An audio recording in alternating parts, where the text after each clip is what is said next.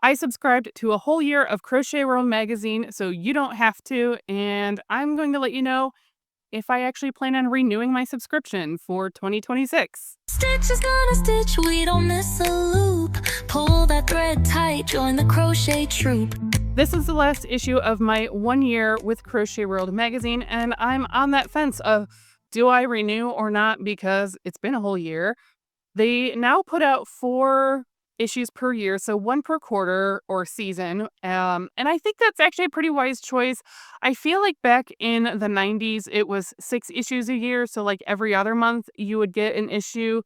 And that did feel like kind of a lot, especially if there were multiple things you wanted to make in the magazine. And, in my teen and tween years, there were things I had made out of the Crochet World magazine. So I thought it would be super fun to do my subscription all over again and let you know what I think. And I'll be honest, I'm a little bit torn on whether or not I should renew. Now, am I going to renew? Those are two different scenarios, and we'll get into that. So, I have received winter of 2024, which I did think that actually the feature front page project I might do, and then I didn't. And then I feel like there were other projects in here that I might make, and then I didn't. And then, of course, the spring 2025 comes out, and nothing stands out in my mind of remembering that I wanted to make it. And elephant in the room, in case you didn't notice earlier, I was only holding up 3 magazines. I lost my summer 2025 issue. I have looked all over the place for it. I genuinely have no idea where it is in the house. And had I not been looking for it for the purpose of this video, I probably would have forgotten it even existed, which tells me nothing stood out in that particular issue that I absolutely felt like I wanted to make. And now I have the fall 2025, which there are some okay things in here, but nothing that I feel like I'm dying to make necessarily. Obviously, this is actually really beautiful, this Afghan blanket on the front cover page. Um, I just feel like I have enough blankets either planned or recently finished, or just, even store-bought blankets that as pretty as this is, I'm not feeling compelled to make it because there's other projects that I want to prioritize. So even though I have recently flipped through this, again, nothing in my mind sticks out as I have to make it. That said, nothing sticks out of any issue of I absolutely hated it. I felt like the value wasn't there because, well, I don't know. There's usually, yeah, so anywhere from about 25 to 33 projects in each issue. So I feel like that's a really good value in general, and especially for the subscription price. I got mine from discountmags.com, no affiliation or anything like that. That's just where I found it. And it was about 20 bucks for the year. And so $20 for the year to get, over 100 patterns. I think that's well worth it if you plan to make even, a fraction of them. So the fact that I'm not feeling like this burning desire of I must make these now, and that there's other projects in my mind and patterns in my mind, whether it's in my Ravelry queue or elsewhere, finishing up other projects that to me take more priority and precedent. So you might be thinking to yourself, it's completely not worth it. And I am going to contradict myself and say I still think it is worth it because there's a lot of good beginner to intermediate patterns, especially if you're someone who wants to build their skills and maybe have things be not quite so intimidating. And I think the patterns are laid out pretty well. In addition, there's a lot of really good articles about trends, techniques. Um, of course, there's like pages of, buy stuff that's really cool for tools and notions and things like that probably I don't need, but I'm going to look at them anyway. So I still think it was absolutely worth my subscribing for the one full year. And so then I had to think about it of, okay, I get 4 issues per year. So $5 an issue, $5 in entertainment costs per quarter, even if I do nothing but flip through these before bed or whatever. To me, that's probably totally worth it on its own, and for that reason, I will subscribe for at least 1 more year. Now, if another whole year goes by and nothing absolutely stands out, I might reevaluate it then, but for now, I am going to renew. I think these are, like I said, very valuable tools to look at ways to stretch your skills and learn what's going on in the knit and crochet community. As there's a lot of new yarns in here, like I really need anything like that. The other thing is, if you're not sure and you just wanted to buy one issue off the rack, these are not inexpensive per issue. If you were to go into, say, your local grocery store or something that might have a still have a magazine newsstand. So, yeah, 9.99. Actually, I thought it was more than that. So 9.99 actually isn't really terrible either, to be honest. So for the newsstand price, not awesome, but if there is one issue in particular that you feel compelled to, that would be the way to go. And if you're at the newsstand and you're like, well, I'm not going to have time to flip through everything without, seeming kind of weird and I'm just loitering by the newsstand.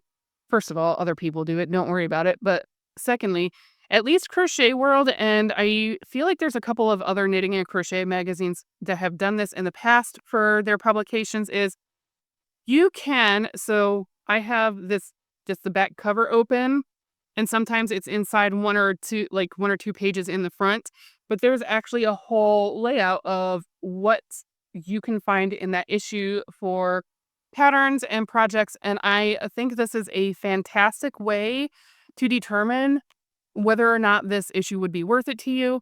Again, there's a lot of really great projects and things I could see myself making if I didn't already have a bunch of other patterns and inspiration that have been collecting and piling up that I'm not getting to.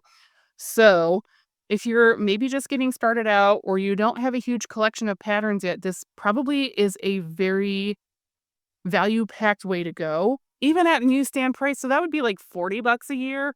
I guess that's not terrible. Um, but yeah, the facts that I lost an entire issue and I didn't even miss it until I went to sit down and go, "Oh, yeah, I need to I got my last issue. I wanna let my friends know, what I think of my subscription." I would not have noticed that I misplaced that issue, and so I'm sure it will turn up eventually. There are areas of my house that are just okay. My craft room is, I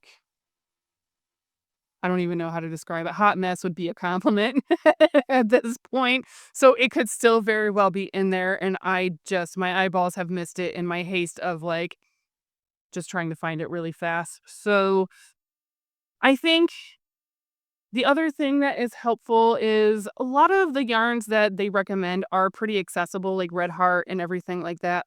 So I know one of my complaints, at least on the knitting magazine side, I'm looking at you, Vogue Knitting. Uh, they'll recommend stuff like Madeline Tosh and Malabrigo. And you know what? I don't always want to spend 30-ish dollars per skein and need 5 to 7 of them to make something. So, and I get it, it's Vogue. I should know what I'm getting into. It's not just Vogue that does that though. Um, Interweave, I used to really like Interweave knits a lot. So I think overall, if you are someone who likes to flip through the physical magazines as part of your entertainment, it's worth it, at least to me. You can also get the digital ones or buy just single digital issues. So that's also absolutely a possibility if you just want to go that route or you don't want the clutter of magazines, because let's be honest, I have subscribed to not just Crochet World. I feel like I've also subscribed to Crochet Today, which I don't think is around anymore. Interweave Knits, Knits dot something. They're not around anymore either. Vogue Knitting. I've subscribed to probably every knit or crochet magazine for more than 1 year at some point. So I have multiple issues of things I said for sure I was gonna make something out of there and have not yet. Have I made anything out of a magazine? Okay, yes and no, because it is still a work in progress, which is really sad because it was from 2014, and then that is the sea glass shell knit top, and I don't remember which publication it was in, and so, like, I've knitted up most of it, and then now I've decided I'm going to frog it because it's really not my style, my color, and is definitely too small on me at this point. So that's getting frogged. So I could argue, yes, I sort of had made something from there, but not really actually.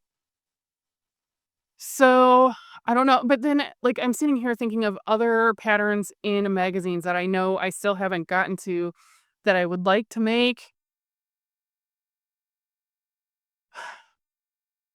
I don't know how my plans get so out of control that I can't get to all of them and it's impossible. And then new ideas come along. And so then I do those things and forget the other things exist. And then I'm like, oh, yeah, no, wait, actually coming back to that, I do want to do that. Object and concept permanence are very, very huge struggles for me, to be honest. And so unless I'm, like, hyper focused on it, which is, like, this many things in on any given day, and that can change on any given day or timeline, and the absolute, like, abruptness in which I'm like, "I'm done with that." Hyperfixation is truly fascinating. Maybe I should be studied. I don't know. That got into way not the, tangent you came here for. You wanted to know about knitting and crochet magazines, in particular Crochet World. I don't think that there's anything, like, objectionable in any of them. I don't think there's anything necessarily stand out for me and my personal taste. You may disagree with that. Actually, I take that back. I have made something. I have made besides what I made in my teens and tweens, I'm talking about my adult years here. I have actually made baby blankets out of Crochet Worlds and maybe Crochet Today before. Because if I'm doing a baby blanket, 9 times out of 10, I'm gonna crochet it because I can crochet it faster and be done with it, and it's off my plate. So, I can actually sit here thinking now that there have been a few instances, most likely baby blankets, that I had made for whether it was a coworker or friend or whatever at the time. So, maybe it's a waste of paper and my money, but from an entertainment budget standpoint, I'm totally willing to spend another $20 to go until fall of 2026 to see if I think it's worth it. And we can talk about it again next year, maybe, if you found this interesting enough. Also, I did have an honorable mention. This was something I picked up as a one off when Joanne was going out of business earlier this year. So this just says issue number 4, which maybe I should look up when it actually came out. This is Crochet Living, and this one was like 22-ish dollars, somewhere around there. I didn't pay $22 because Joanne was going out of business, and I believe it was 70% off when I purchased this. So at that rate, to me, that was completely worth something different. And obviously, this pillow is like, it just stole my attention. Have I made this? No. Again, this is more not making this as more symptomatic of the fact that I started the year with so many whips on the hooks and needles that I really have pulled back on starting a bunch of new stuff, and I'll get there because I really do like this. I like this plaid. I think this surface crochet technique looks really interesting, so I'm looking forward to that. As far as the rest of the magazine, I will say I was a little disappointed. There's no feature page, meaning there's no page where you can flip through and see all of the projects all at once. Even up in the table of contents or index, there were just like 1 or 2 project pictures. So you actually have to flip through and like look through and see individually what all you might want to do. And for that to work for me, I would have to do this thing that I absolutely hate doing to remember where to go, and that is dog earing pages. I don't know why I that makes me cringe inside, but I can't dog ear pages. I feel like it like even saying it physically pains me. So that is a downside to this, but I haven't looked up the subscription for it. If I saw another issue of this, I probably would pick it up. I might hesitate if I had to pay full price, but I know there are a few grocers around that do have like newsstand prices of like 10% off or 20% off or something like that. Or, if I was in, I don't know, Michael's or Hobby Lobby and they were running a sale on publications, I might also pick up another one of these because from what I have flipped through, there were a lot of really interesting projects. This one is actually, and I don't know if this is specific to this issue because this is the only one I picked up, but it had a pretty big home decor, or well, they called it home. So not just decor, but like blankets and useful things. They had a big section of that and then a decent size amount of plushies. So I don't know if that's how they always run, is that they lean towards just home and plushy sorts of things. I can understand certainly not necessarily wanting to do wearables because that is very difficult to do in a magazine and do it well and include all the instructions, all the details, and everything like that. So if they don't do any wearables, I can completely understand their stance on that, and I'm not mad at it. And sometimes I don't necessarily want to make wearables. In fact, I think that was one of the goals for this year is that I wanted to do more homey stuff. So for that purpose, that satisfies what I want to do more in my knitting and crocheting specifically. So maybe that's why I felt drawn to that issue. That was just another one that I picked up along the way and wanted to share with you. That is just my overview review of my last year subscription of Crochet World. And I'm curious to know if you subscribe to any publications, which ones they are, let me know. And if this helped you decide one way or another, or maybe you didn't even know crochet and knitting magazines even existed because like, obviously, that was a thing in the 80s and 90s because I don't know. I feel like there was a magazine for everything in the 80s and 90s, and then now we're in this digital age, so it's easy to forget that magazines exist entirely. But I still enjoy them for what they're worth, and I hope this helped you decide one way or another. I have no affiliation to discountmags.com nor Crochet World. I'm just going to keep buying them. Well, thank you so much for hanging out with me in my Northeast Ohio home. Also, whether you have been here from the very beginning or you just joined me recently, thank you so much for all of the love and support because I'm over 2,000 subscribers now. So that's really cool. I'm actually over 2,100 subscribers as of the time of recording. And so that's super exciting because I've stuck with this for a whole year. So, especially if you are newer, you probably don't know that this is the fourth channel I started. And so, sticking with it for an entire year instead of, abandoning it after like 6 months is really impressive to me. But also, you being here, you being in the comments, all of the interaction is what makes it so much more enjoyable and inspires me so much to keep creating these videos and hanging out with you.